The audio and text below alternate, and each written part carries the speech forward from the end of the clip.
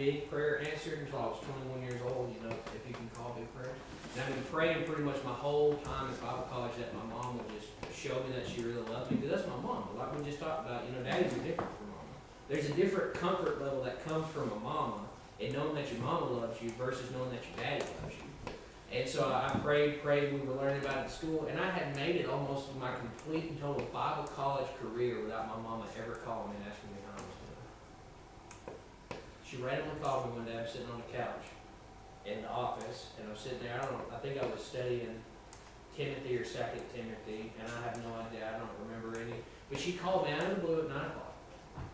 And she said, I was just thinking about you, and I just wanted you to know that I love you, and I would really like to know what you're learning. And I said, are you serious? I said, you know, I'm at a King James Bible believing Baptist Institute. There's no telling what I'm learning, Mom. This can hurt your feelings. And she's like, no, I would like to know what you're learning. Please tell me. I want to be a part of your life. So I talked to her on the phone, told her what was going on. We had like a 2-hour conversation. Well, then the next week, the same time on the same day, she called me. She asked me the same question. Well, then the next week, the same time, the same day, she called me. She asked me the same question. And so while I was thinking about this, our relationship's great now. You can ask, I bought her a house, like you can ask Destiny, you know, like, I bought my mom a house and all that stuff. Like, we have a great relationship. And it always seems like, too, that Mama calls Destiny whenever I get mad at Destiny, or we're in like a little bit of an argument and we're separated. I'm like, all right, you know, and we hang up the phone. It's like 5 minutes later, my mama will call me and she'll go, what are you doing? I'm like, well, you know, nothing, Mama, what do you need? And she'll be like, you ought not talk to your wife that way. I should talk to her. And I'm like, did she call you? No, I just happened to call her and I could tell she was sad. So I asked her what was wrong, and I was like, I told Destiny, I said, stop telling my mama when I'm mean to you, because she calls me while I'm at work. And she tells me what I'm doing is wrong. But we had a horrible relationship, but the Bible says, to whom a mother gives comfort to, will I also give comfort to. And that word comfort means peace, it means protection. And God likens a lot of the things that He does as the comfort of like a mother hen bringing her chicks and her children into her comfort. And I began to think about it, and I told Destiny, I was like, man, that's just crazy. Because even though we had such a, like, now that I have a relationship with Mom, I understand, like, that brings me comfort.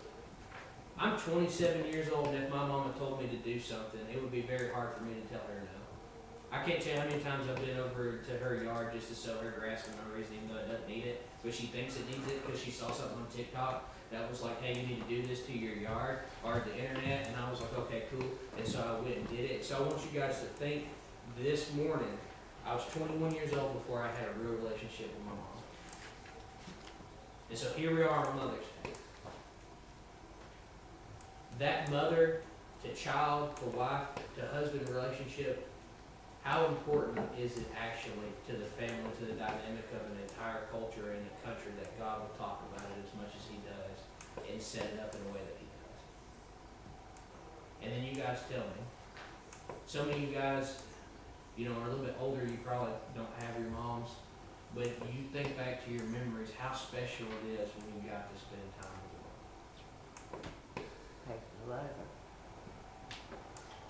Now I think the craziest thing is, your children may never tell you this or may never be able to figure out a way to show you, but that same way that you feel thinking about your mama now, that same way that you feel thinking about stories or, you know, like the love that you have for your mama, I promise you they have it somewhere inside of them. And that they have stories. And so what makes a good mama a good mama? There is no answer to that, because we don't care if she's good or if she's bad. We Just care. loving her children. That's true. If you've got a mom and she's living, go tell her that you love her, because you're not going to have her forever. You're not. Mine's done gone too.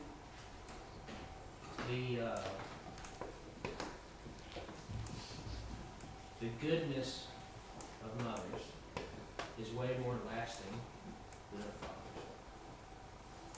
Because I go to my father when I need my car fixed. I go to my mama when I need to cry a little bit.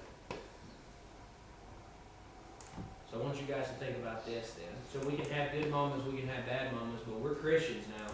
So we know there's only two types of people in this world. There are godly people, there are ungodly people. What makes a godly mom? Well, we faith made in the sure. prayers that she holds Okay, over them. that's fair. What else makes a godly mom? Praying for your children. Praying for your children. Bringing them out like in church where they need to be for the rest of their lives. Being that example, and also not only that, being the example to the younger ladies of the church. A mother, is the responsibility for mothers is just the same way as a man's responsibility also is to help the younger ladies as they grow up to be able to look towards that woman, that senior woman, to see what a real Christian woman should live like. See what Ryder's saying is also in the Bible, you become spiritual mamas when you become a real Christian, and you become spiritual dads when you become a real Christian. And I'll tell you right now, I didn't realize what that meant until I started discipling young men, and all of a sudden, I have spiritual children who are all different shapes, sizes, and different colors. I've got one kid, he's Luis. His family's actually from Mexico. He still calls me Dad. He still calls me every once in a while, and he goes, "Hey Dad, I'm having problems." And I'm like, "Well, what do you have problems with, son?" And then I have one of my disciplee sons that I became a spiritual father to is way more successful, and he's only 22 years old.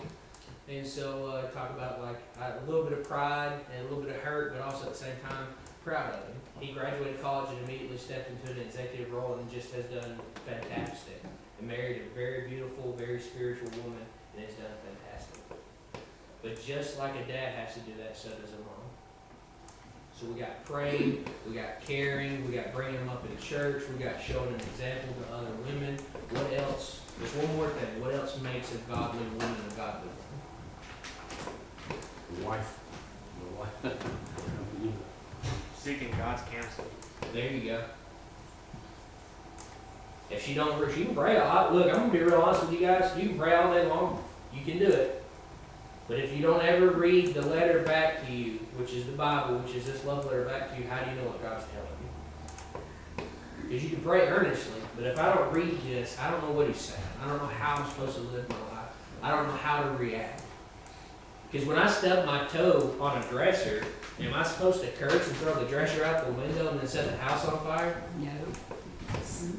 But that would make for a cool story, right? Right? Like your children would never forget you for the rest of your life. But no, you're not supposed to do that. And then Mom, I was talking to Randy about this. There's less in here about how to be a good godly mama than there is about how to be a good husband or how to be a good man or how to be a godly man. And a part of me thinks that kind of, sad, but I think women naturally have the distinction and naturally have the instinct when they get into the Word to do better than men. Does that make sense?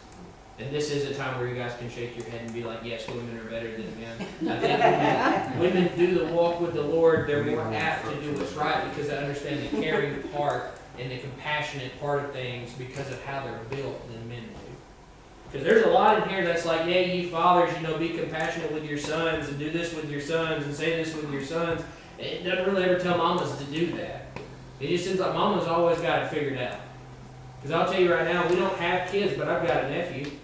They come over to the house, and every once in a while, Evan will say something, and he'll be like, blah, blah, blah, and I'll be like, hold on a second. And I'll go in there, and I'll open the door, and I'll be like, Destiny, this is what he's talking about. What do I do?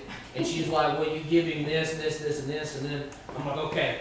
All right, so what I have to do, so I don't tell him where I got the information from. I just tell him I figured it out. And then there was this one time he came in and he was coughing, and I was like, I got this one. I know I can give him Benadryl because he's having an allergic reaction, right? Well, he's like 11, and he's larger than most 11-year-olds, so I'm reading the bottle, and the bottle says kids under this age can have one tablet once a day, and so I give him one tablet. I don't know anything. And so Destiny's like, because he's loud. He's so loud that you can hear him throughout the whole house. And he likes to get up in the middle of the night, and he'll open the door, and he'll sit right here, and you'll hear him, he'll giggle, like, and he'll go into my candy jar. And you can hear him take the lid off, and you can hear him close it. I took it out. Destiny can't. Because she's got that, she's always afraid something's wrong with him. So she'll wake me up, and she'll be like, hey, I just want you to know he's up again, and if you don't tell him to be quiet, then I'm going to kill you. And I'm like, okay, I got this. But that night, I was like, I give him a Benadryl, I sit him down, I get the TV started for him or whatever, and I go in there and I'm reading, and she's like, man, it's 9 o'clock, we haven't heard from him. What did you do to him? I said, well, he needed a Benadryl, so I gave him Benadryl. And she was like, so what'd you do with the other half of the Benadryl? I said, what do you mean the other half of the Benadryl? And she's like, Richard, did you just give this boy a whole Benadryl? I was like, did I kill him? Like, what? I'm not supposed to. And she's like, so we walk in there, and he's completely leaned off the bed, drooling in the floor, hanging like this right here. And I'm like, I killed him. Like, what am I going to tell his mom? And she's like, no, but he's not going to wake up until tomorrow. So I picked him up, put him back in the bed. But you see, like, she's just naturally bad. Where I have to try, it's like she just naturally knows. And when it comes to emotional things, when people cry, or when people tell sad things, or when people need help, I'll be like, hold on a second, I have to call my wife. And I'll be like, what do I tell them? And she'll be like, why? And I'll be like, well, I understand the logical thing to tell them, but that's not always the best way for it to come out of your mouth. So how should I talk to them? And she's like, well, write this down. And then she spells all the words out for me, and then I verbatim tell them what she told me to tell them, and it works so much better. And so I want you guys to think about that, and why, like mothers are special. It's crazy, and a part of me is a little bit jealous, but they are special. Think about what it looks like in a family where she's completely disconnected. And how terrible that is, and how bad that is. And now, the thought process is just because they do it for a little bit doesn't mean that they always have to do it forever. My mama went 21 years without being my real mom. 21. She could have went longer than that. I could have decided not to answer the phone that day, and we could have waited longer than all that. But it's never too late to interject yourself. Now, Dad, I'll tell you right now, I haven't known my biological dad. I met him 3 times. If he showed up, even if he bought me a house, a Cadillac, and a boat, I don't think, that we'd have to go to some serious years of therapy in order for that one to get over, just because dads are different. But my mama, it was easy. And men, women, they need that compassion. They need that understanding of how life works. And so now you guys think, God chose Mary to be the mother of Jesus. Now God could have just put Jesus in a little basket and just been like, here's Jesus. But God chose the way that He chose to bring her in, and she got to be the mother of the Lord and Savior. How special that was. Now, are we just going to say that she's an extraordinary woman? Do we think she just did everything right?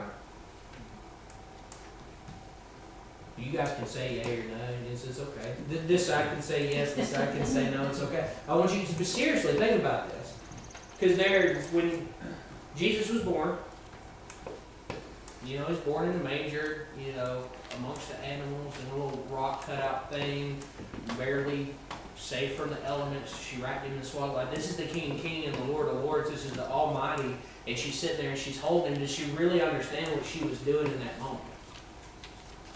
And then you go down further, and you guys remember the first time that we see Jesus performing a miracle. Where is that at? Well, that's at the wedding in Canaan, correct? That's where we know his ministry to really take off and start. And guess who's there with him? His mom. The Bible says in multiple spots that she heard and she pondered and she hid in her heart and she really thought on the things that Jesus said. And then we get all the way to the end, and guess who was there at the end when he was hanging on the cross? His mom. Now take that and think of that on a, let's take Jesus out of the mix and think of, like, naturally when we see people who get arrested, or we see people whose lives come to a short end, who's normally there first and decides to stay the whole time? Who deals with it in a completely different manner? The daddy. But who's more compassionate and who understands and who's closest? Mom. Isn't that crazy? Because you would think, like a man would want to be around a man. And I do, but like, you know, when I get around Dad, or, you know, I'm the service manager at that place down the road, you know, I make a lot of money. People work for me, I get to spend people's money, and my dad's like, that's good, son, you know, you're doing good, or whatever. But I get around Mom, I'm like, can you hold me? Do we have cookies? You know, can you, don't tell anybody this, but can you wash my old blanket? And like, maybe, you know, I don't actually know how to wash a quilt. Do you mind washing this quilt for me? I'm never gonna tell Dad that. And so how special that relationship is. So now think about it again. What makes a good mom? All things we said. Now, really, really, really, really think about it. It's almost natural instinct for a mom to be good, to be godly, to be close.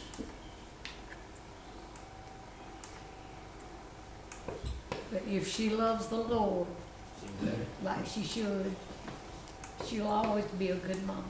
Sure. She always gives the best advice. Who gives the best advice? Mom. Mom. All the dads in here are like, man, I really, you know. But it's the truth, and I know it seems like we're just going over something, but that's just what it is. Like moms, I can't tell you how to be a mom. I have to be careful because I'm a dude. Like I can't. But there are enough women in here. There's enough, you know, like wisdom on the tops of heads in here for them to tell you like it takes practice, or I don't even know how to tell you how to begin, Lori. Like how do you even start practicing to be a mom? Do you even get to practice? Yeah, man, just like, no. Did the self-help books really work? Like, did they no? But I will tell you that I have seen the craziest thing in my life is the statement, it takes a village to raise a child. But don't take a village of dads, it takes a village of moms. Because I've seen some very fussy babies not work out, and I've seen a bunch of old ladies get around and start passing that baby around, and the next thing you know, that baby's just quiet. There's nothing wrong with that baby. And the actual mom, like her hair, you know, it's like out, and she's freaking out. She's like, this is my first kid, I don't know what I'm doing. And like all old ladies are like, well, there are tricks, you know, as a dad, it's like, what, do I hold it upside down? Like, where are the batteries at? And I take the batteries out for a second and put them back in. Because, you know, they have to get to a certain age for a man to work with them, but it's almost like a woman, because of her, and this is crazy, you know, like, yes, we're split, but just because men have a role and they're the spiritual leader does not mean that men are more important than women or that have more authority than the women do when it comes to the nature of the family. Because I'll tell you right now, I tell people all the time, Destiny's my conscience. I'll go to do something and I'll be like, man, hold on a second. And I'll be like, is this the right thing? And she'll be like, well, I don't think it is. And I'll be like, okay, it's under consideration. And then I'll do it anyway, and it blows up in my face, and we burn our house down or something like that. And I'm like, all right, next time I'm going to listen to you. So then the next time, and the next time, and so on and so forth. But it's the same thing with mom. And all the older women and all the more experienced women, like they just know. Because I'll tell you right now, I read all the books about changing diapers. I watched videos about changing diapers, and when my babies were born, I was like, nope. And then when babies cried, I can't, as a man, I just can't. Like, it's just noise. Like, I don't understand it. It's just noise. And she'll take it, she'll be like, oh, I can tell by the way that he's crying. He says that you smell bad and your cologne's too strong. And, he also needs a socks change. And I'm like, okay, that's cool. That's good for you that you can understand But it. Richard, when it's your baby, you will know more than Everybody says that, but you will. There You will. I promise You you will. will be more of a connection. You will. yeah, but see, but still, like Destiny, we don't have a child. That's not our child. She babysits a girl, and she can tell you because she's a woman. Like, she has the emotional connect. It's easier for her to emotionally connect. And could you guys imagine living in this world, because I can remember being a kid, if I had two daddies. 2 days, like 2 cold, hard days, and I didn't have a mama. Like, what would I do? Like, could you imagine going to the one and being like, I skipped my knee, and him being like, rub some dirt in it, and then going to the other one and being like, the dirt burns worse. Well, put some kerosene on a rag and tie it around your knee, and you'll be fine.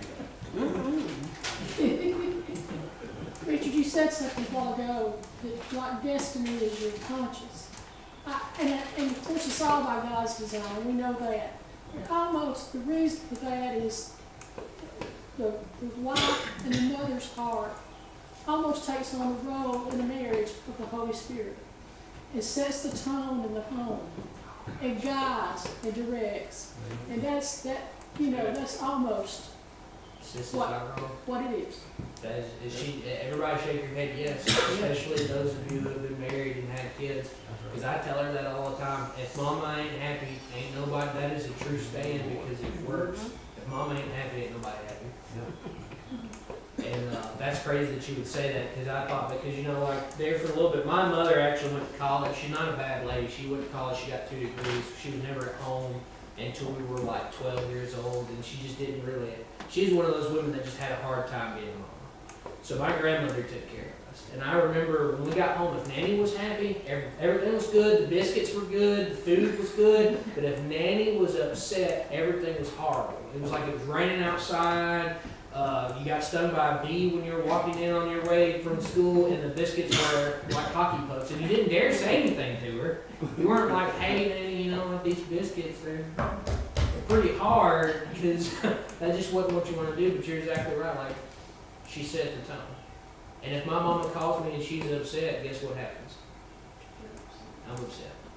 My mama calls me and she's happy, I'll be happy, even if I'm mad. My mama calls me and she's indifferent. Just a short phone call. That's really all that means. She just called and said hi or something like that. And we go our separate ways.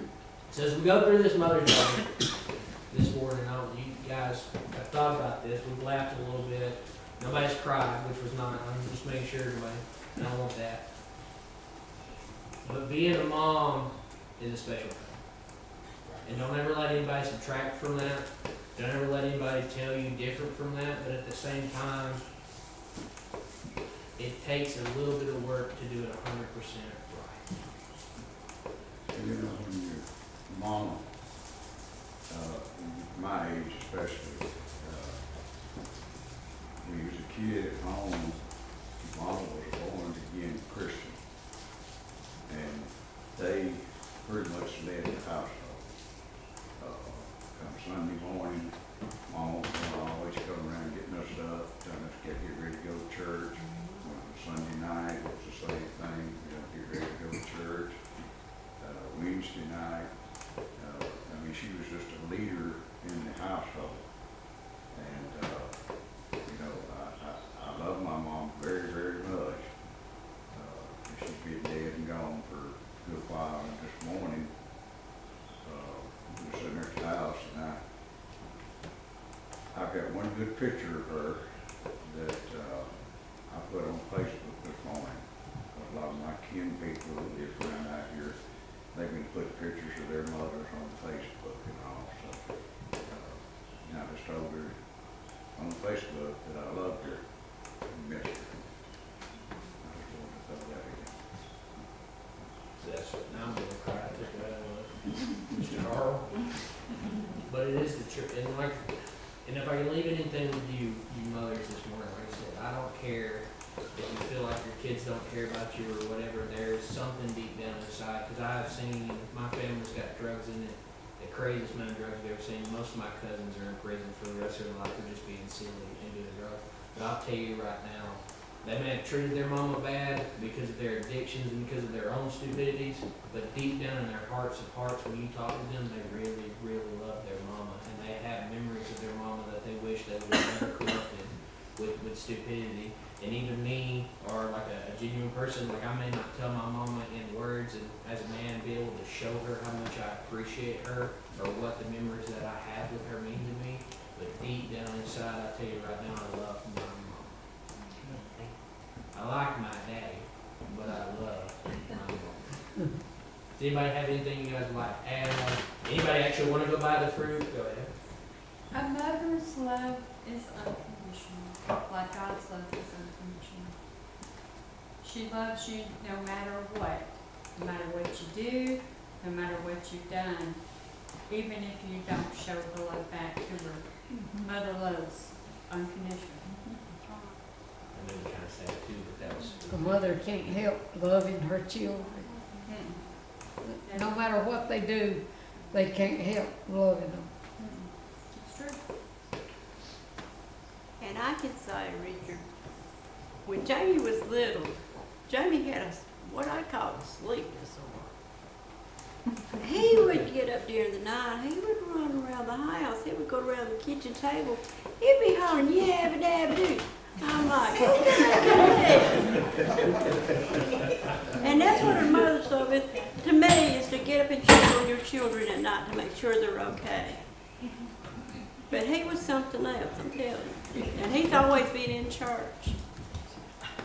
Well, if it makes you feel better, Jamie, I had night terrors when I was a kid because we had cable, so I woke up one night and accidentally found like a horror, like movie channel or whatever, and it was all about werewolves.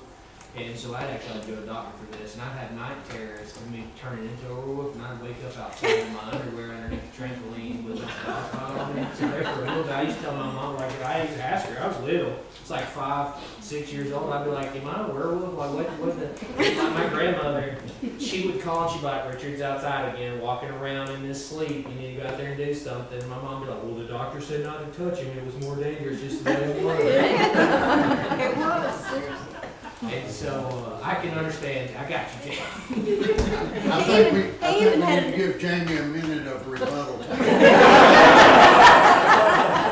He even had a knife going around with it. I was afraid to take it away from him, afraid of him, what he might do. And he laid it down. Well, Keith, you're out of that, ladies and gentlemen. That's what she forgets to tell you. Like, he doesn't do that no more. That's sweet. Also, a mom is the only one who can embarrass you like that. So that's Yeah, right. Yep. You guys are too funny. Any more comments? Any questions? Anybody seriously? Like, because this is why we do stuff like this, because even though we all said different things, we're not 100% wrong. And so this is time to think. Because I'm not a mom, I'll never be a mom. Thank God, I'll be a dad, so I get to be the cool one that just, like, just to separate himself from the crying situation. I think sadly, and I think, we do need to be so thankful today because I think that mother-child relationship, and that mother's role in the family is an area that the devil attacks. Because sadly, there are some moms out there that are not loving moms, and not to say that they didn't start out being, but the devil gets in there and he takes away those either that desire to be that mom, or like you said, injects the drugs and the other things in there that take the place of that beautiful relationship that God designed for mothers and children. And when that happens, it's harmful for both. Because I do think somewhere deep inside, there's that original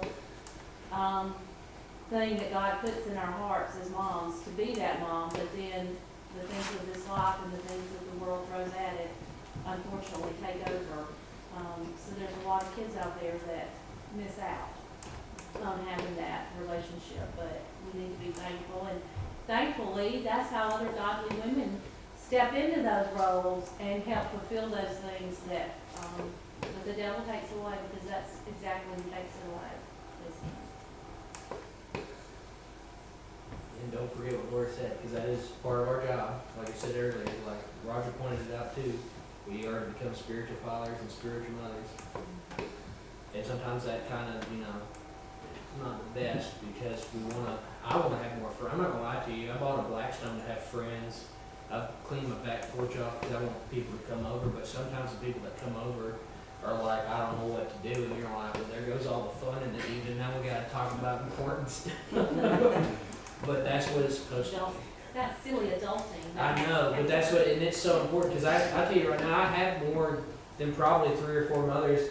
There's a whole group of women out there, I won't tell you who they are, but when I used to have gut problems, like my stomach wouldn't function right, and I've been cornered before by them with the home health recipes, and then they would text me and they would be like, how are you doing? And I'm like, why are you guys so concerned about this? But at the end of the day, like, they were like they felt the need to take a place as a spiritual mother, and they're the sweetest women you've ever met in your entire life. And my Aunt Mary back there, she's one of the sweetest people that you've ever met in your entire life too. just to throw that out there, get myself some brownie points. Anybody else? Hey, Richard, you said you're 27? I'm And you have a 27. hard time telling your mother Yep. no? I'm 63, I have a hard time saying no. I remember she knows how to swing a switch. Yes. No, I'm kidding. That's the funny thing, even growing up, you sit there and you think about, your moms and your dads and this, that, and the other. I would much rather take a beating from my dad than my mom ever being mad at me, let alone whipping me, because it hurt worse from mama than it did from dad, I guess because of the feeling side of it. There's an old country, there's a country song in there that's like, there's always love in daddy's hands. Talking about how it's better to get beat by daddy than it was by mom. Oh, without a doubt. So that's true too.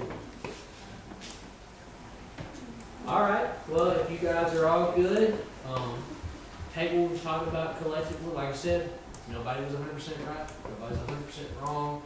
And like these things are all what make up a mom. Some of it's trials, some of it's tribulation, tested by trials, and things like that. But thank God that God had a design. So that way it would function right, that way we could live lives like we do now. Because I'm happy. I'm happy. I love my mom and I'm happy that relationship exists and it works the way that it does. And I love my dad too, I guess. What? Alright, if you guys are all good, don't tell them I said this. Is this recorded, Andy? I forgot this was recorded. It's live streaming. Don't tell nobody my name. Any of my family members, just don't mention this. But if you guys are all good, you know what? Mr. Carl, will you dismiss us?